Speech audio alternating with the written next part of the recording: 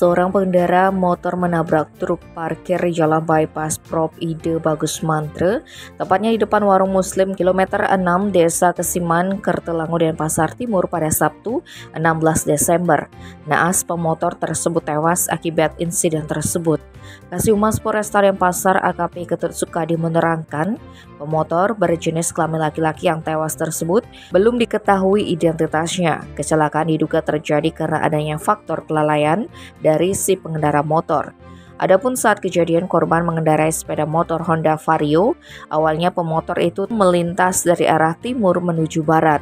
Sementara itu, ada sebuah truk Mitsubishi yang dikemudikan Purnomo Edi 43 tahun sedang terparkir di bahu jalan sebelah selatan.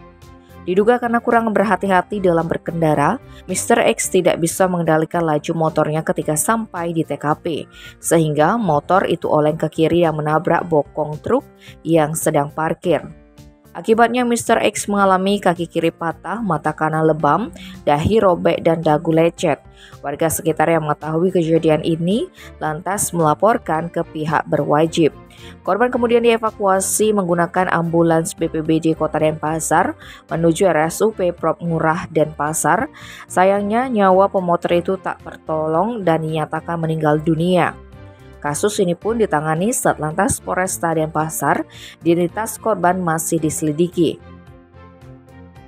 Tim Bali Express melaporkan.